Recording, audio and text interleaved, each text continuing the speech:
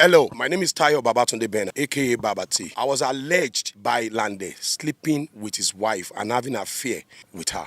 I've never met Lande's wife all my life, never spoken together. I don't even know what she looks like. Not until mid last year when Mary Gold called me that she's coming to have a business discussion with me in regards of MC job because I'm a stand-up comedian as well. Hello, Babati. I'm somewhere in your estate. Sorry, can I come see you around in regards of the launching of my movie?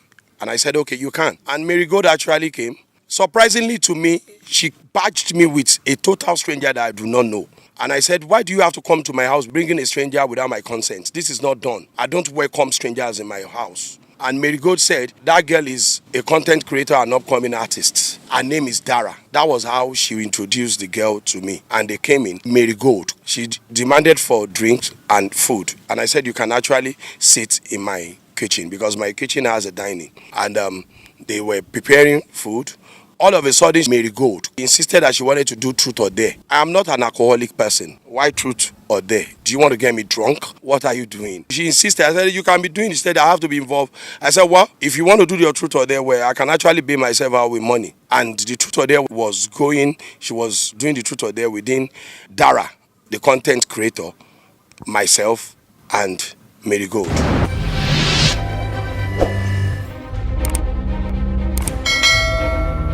In a short while, I went out to check something in the car, and I was coming back to my apartment. I overheard Mary Gold saying, Odakwe Babati Timo. I wouldn't know what they were saying, Odakwe Babati Timo. I barged in my apartment there. Kini Babati Mo? I want to know. Tell me what Babati.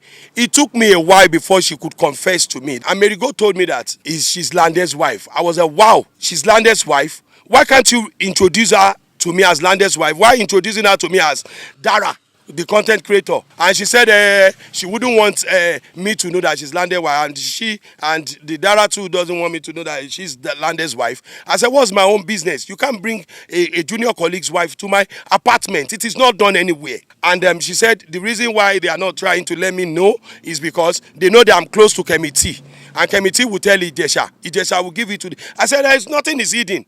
If you know you do not tell your husband where you're going to, or probably you guys are working, going to where you do not inform anybody. It's not you bringing a junior colleague's wife to my apartment without my knowledge, blindfolding me.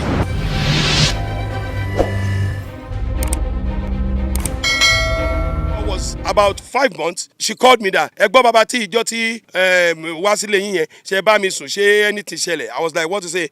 She be connection kata accountable. I just cut her off. I knew something was not right. So the next thing I saw was Lande coming on my timeline. Each time I post my nugget, he comments bad kini ko eyin were eyin all those. I thought it was a joke. I deleted most of the messages, and he kept on disturbing my timeline, and I blocked him. I don't know Lande. I've never seen Lande before than once in my life. I was like, okay, let me investigate this matter properly because I don't want to cross carpet. The only person I can actually inform about this whole scenario is Kemiti. Luckily for me, when I got to location, I met Kemiti. I've not even tendered the issue. Kemiti actually confronted me that she ain't fair Yahoo Lande, she ain't date Yahoo Lande, money what Yahoo Lande, how?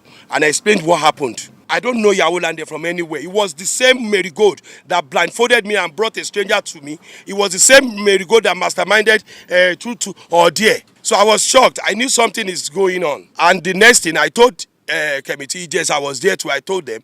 Maybe they thought I'm trying to frame up what does not happen. And the next, I found Lande coming out. Babati, oti block mi ni kini block mi lójú ayé. I was like, is this chase clouting? Ẹ̀yin aláyé bàjẹ́. Ẹ̀yin àgbà òṣèré tá a máa dọ̀bálẹ̀ fún ní industry. I was shocked. Tẹ́ ẹ máa ń dọ̀bálẹ̀ fún industry. I only saw Lande once in my life, and that was like 5 years ago.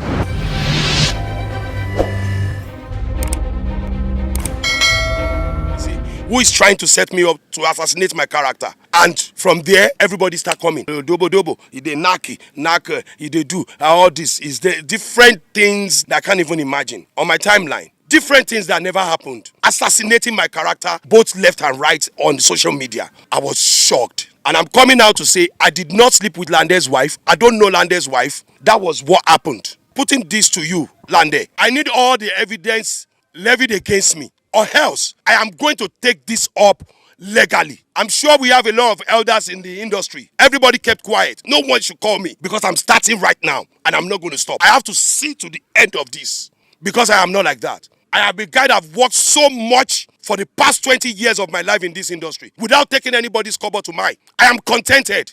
I don't show my life. I keep my steals to myself. Whoever that has have encountered with me, they will know what I'm saying.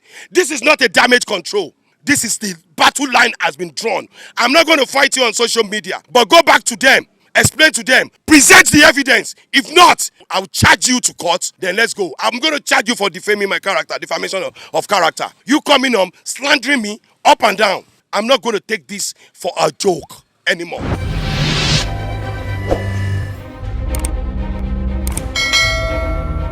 And you mentioned the 21 people sleeping with your wife, which I'm inclusive according to your allegation. I actually want you to do something. You have to get the names of the rest 19 and do proper documentation in your choice of police station and present it to the world that you have done that. We don't need to know them. That's none of my business. But why am I asking you to do this? In case anything happens to you, God forbid, nothing bad will ever happen to you in the mighty name of Allah. But if anything happens to you, we will know the police station to go to get other people, inclusive with those people that you have mentioned. I am not going to take this as a joke. Present the evidence to the world where I am sleeping with your wife and having affairs with your wife. And without the evidence, stop slandering my image. I have worked for over 20 years before you came to in this industry. Have you ever seen me on social media trying to do this? But you slandered my name. You assassinated my character. A lot of people told me that I shouldn't come out to defend myself. Calm down. Those are part of my nugget. Babati that you don't know. So those people that are coming up, Tony, Mama, Babati,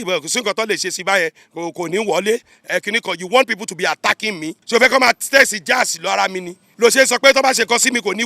you slandering my name that you don't know me, don't know anything about me, just for the gram, Otishiso, because I'm going to arrest you for defamation of character. My worry, one my wife, what's in why by? You said Emi ati yawo ya Lande, like you're planning back kidnap ye, Babati dem ada wonye pada, Otishiso. You guys should do proper thing, or else I'm going to take this legally. I swear by my father and mother's grave. Mobi Shedebi, Mori Ajomi, Gbogbo Ashokola and Salon, Etishishe.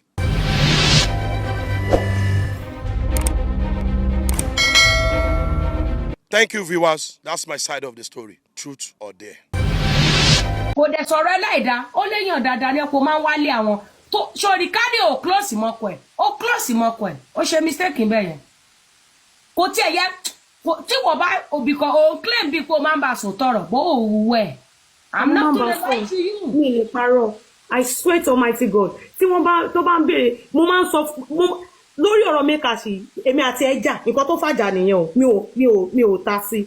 Oníkálùkù dúró sí lane because mo sọ pé ó ti ń ṣe kò wá fi bò mọ́, kò ń sọ̀rọ̀ pé bóyá dem ṣe, tí bá parọ́ mọ́ kó jáde, kó ní pé rọ́ ni mò ń pa. Ìgbà tí àwọn ohun àti Mekashi tó lọ sí oníbì kan tó máa ń pè ní Maroc Hotel, a day before my location, wọ́n ṣe party ńbẹ̀, wọ́n wà ńbẹ̀, àjọ wà ńbẹ̀. Bá dẹ̀ ṣe wà ńbẹ̀, èmi mo lọ ṣe raking ní hotel yẹn because ọjọ́ yẹn mo máa wọ, ìjọ́ kejì máa wọ location. Bọ̀bọ́ yẹn ń taṣọ, ó ń present ìyàwó Lande after ìyàwó mi wà nulẹ̀ ẹjẹ́ lọ pé wá account ẹ̀ la máa lò. Ẹsẹ̀kẹsẹ̀ mo wá bá Dára nù room, mo ní Dára, mo ní bọ̀bọ́ ìbàbà ti ẹ̀jẹ̀. Gbọ́ nǹkan tó ń sọ fáwọn èèyàn pé ìyàwó òun àzọ̀rẹ́ mo dẹ̀ pé mo ń sọ o, mo ní tó bá délẹ̀ má pè tèmi torí mo pariwo tó. Mo lè máa sọ náà mi lè sọ pé okay, ṣé màá lọ máa wọ lábẹ́ ẹ̀ ni, mi lè wọ lábẹ́ ẹ̀. Ó dẹ̀ sọ fún Azọ̀rẹ́, ó dẹ̀ ní ó ṣe máa sọ bẹ́ẹ̀, láíláí kò lè sọ bẹ́ẹ̀. Gbogbo tó ti mi ní pé tí bọ̀bọ́ ìbá wọlé, á sọ̀rọ̀ sí pé irú nọ́nsẹ̀nsì wo ni ó ṣe máa ṣe irú nǹkan bẹ́ẹ̀. Dára ò sọ bẹ́ẹ̀ o. Kàkà tó kó sọ, wọ́n fọ̀rọ̀ mí ìbò mọ́lẹ̀. Tí mo tó hàn pé Dára tí wọ́n rí mi nírìí pé mò ń feel, bóyá wọ́n rí mi nírìí pé mò ń feel jealous fún bọ̀bọ́ yẹn. But very good. Nǹkan tó lè máa mú Dára feel so comfortable láti wọ́kùnrin wálé ẹ̀ kán dẹ̀ gbé bẹ́ẹ̀ for 5 good days. Tó dẹ̀ múra ní ó lójú ọkùnrin yẹn. Tó dẹ̀ mọ̀ pé kì í ṣọkọ ní ẹ̀. I know now. Very good. Ó mú wá ń pé òun fẹ́ kó wọn sọ pé nǹkan báyìí lọ fẹ́ ṣe. Aṣọ ló sọ pé ó ní kí lọ bá òun pàdé ẹ̀ ń ta kó fẹ́ gbàṣọ wá. Bọ̀ wọ́n jọ wà lé ẹ̀ náà, wọ́n sún lé ẹ̀ náà. You accommodated them. Ìyàwó ilé tó dẹ̀ mọ́kọ ẹ̀ Lande. Ó jẹ̀bi ń bẹ̀ yẹn. Sórí ọ̀rọ̀ olé ní ká má mọ̀ ti tòun kéèyàn. Sórí tẹ́lẹ̀ bí bá ti mọ̀ ẹ̀bí ẹ̀. kò ní pẹ́ lórí ìkúnlẹ̀. mo accept mo jẹ̀bi torí mọ́ èmi gan sọ̀rọ̀ sí mi mọ́ èmi gan ní pé tó bá yẹ pé Lande kan tó gan bu ẹ pé ṣé olórí burúkú lọ̀rẹ́ ẹni tó ń bọ́ra sí òò lójú ọkùnrin ìyàwó lé tó ń bọ́ra sí òò lójú ọkùnrin ó dẹ̀ wá sí fún 5 days in fact ọ̀rọ̀ yóò máa lẹ́yìn máa jẹ́ sórí irú situation báyìí tó bá ti find rẹ̀ bẹ̀ máa wò pé what if kìíní lọ èmi mo máa rò ó tí bá bára máa wò pé gbọ́ná wait a minute what if tí kìíní bá lọ jẹyọ lẹ́yìn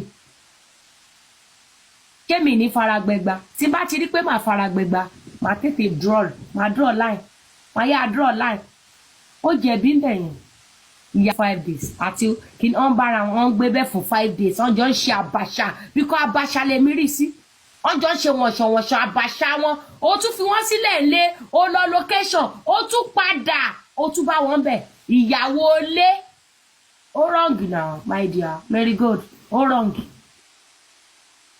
hello dára wá gbalẹ̀ ọkọ ẹ lọ or else máa pe ọkọ ẹ gbogbo àbàṣà tó fẹ́ máa ṣe máa sọ fọ́kọ ẹ má fi mí sí wàhálà Lande ò jẹyàn bẹ́ẹ̀ sí mi kò sọ́jọ́ tí mo délé yín tí ò gbà mí tọwọ́ tẹsẹ̀ àbàṣà lọ ṣe ní ẹlòmíì jẹ́ kó mú ẹ lọ́rẹ̀ẹ́ burúkú ó bẹ́tà ju gbogbo ìtẹ́jọ́ ṣe lọ lórí social media that's why èmi àwùtẹ́ tí bá ń bẹ ẹ̀rìn máa sòótọ́ fún ẹ tí ìyá ò bá like ẹ̀dẹ̀ fuck off. kó má bá mi sọ̀rọ̀ mọ́ ó pè mí ju kó fi mí ṣẹ̀sìn lọ yes I don't care kémi àti ẹ má jọ rẹ̀ mọ́ ó pè mí ju kó dọ̀tí mi lọ ọ̀ kó fi mí ṣẹ̀sìn lọ ọ̀rẹ́ ayé àdúró ni ṣé ibi tó wá fún ìdá rẹ̀ ló wá dá.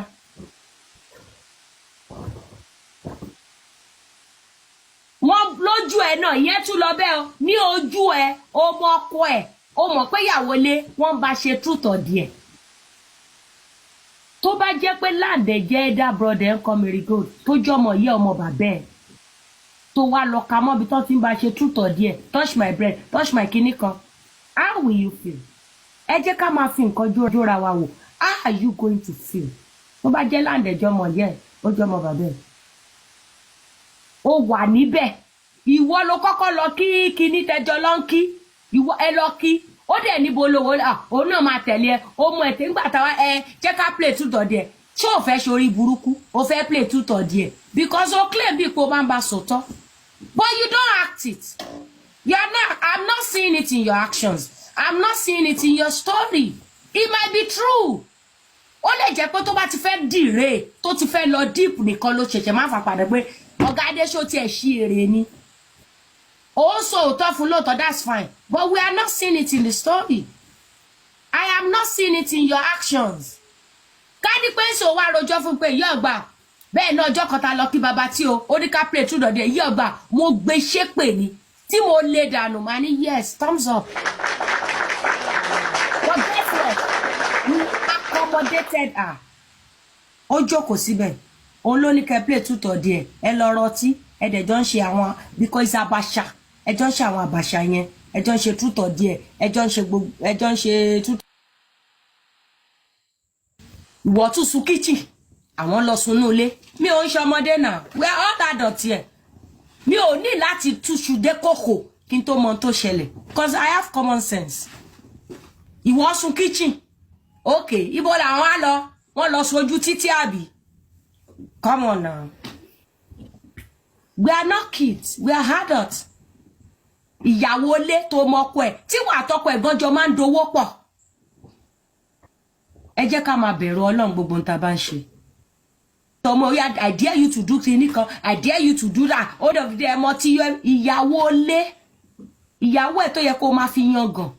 Kò fi máa ní ìyàwó mi ẹ má dọ̀dọ̀ rẹ mi ó ti máa rí ẹ má dọ̀dọ̀ rẹ mi ó ti ẹjọ́ wá ń ṣe tú sórí for the father kó o jókòó síbẹ̀ ọ̀dẹ̀ ń bá ṣe Marigold ó mẹ́sàn. ó yẹ kó máa sọ fún mi sì ni pé ìyá ọgbà ẹ tọ́ fóyín màá sí àwọn voice ibi tí mo ti máa ń gbé ìyá ẹ ṣépè fún yín ìyá ọgbà ẹ̀tàn kí wọ́n máa gbọ́ ẹ ló dára ó máa ṣòfò ní orí burúkú tó wá bá mi try lánàá yẹn má bá mi ṣe mọ́ ilé ayé ilé ọkọ ló wàá ṣẹ́wó ó bá lẹ́nu ọ̀rọ̀ lálẹ́ bó jókòó síbẹ̀ tó fi ń bá ṣàwọn àbàṣà yẹn You are not a good friend. When it comes to that area ni o lè jẹ́ nípa owó o good o wà supportive o máa help wọn. But nípa pé à ń bá ọ̀rẹ́ rìn a dẹ̀ ń bá ọ̀rẹ́ sòótọ́ o ṣe dáadáa ńbẹ̀. Mi ilé tán èmi àwọn ọ̀rẹ́ mi èmi ò lọ́rẹ̀ẹ́ tó pẹ́ tárẹ bá kò tọrọ ò lè bẹ́ mi ṣọ̀rẹ́ èmi ò rán ìyá ẹ̀ ò lè bẹ́ mi ṣọ̀rẹ́ tárẹ bá kò tọrọ ó dẹ̀ lè ṣe nǹkan ẹ̀gbin mo máa check ẹ nǹkan tó ṣe bush ẹ̀gbin lélẹ̀ kórí burúkú kúrò mi ò lè bẹ́ ṣe mọ́ mi ò rìn bí ẹ̀gbin because nǹkan tá a bá ń sọ a gbọ́dọ̀ máa preach ẹ̀ you practice what you preach. Like now I'm against ìyàwó ilé tó ń dókiri báwo la ṣe wá rí kó jẹ́ mi náà rún mọ́ kọ́nà àbọ̀n fún ní dọ́gì lẹ́gbẹ̀ẹ́ mọ́tò. It will bring shame not only to me but to the people that are connected to me.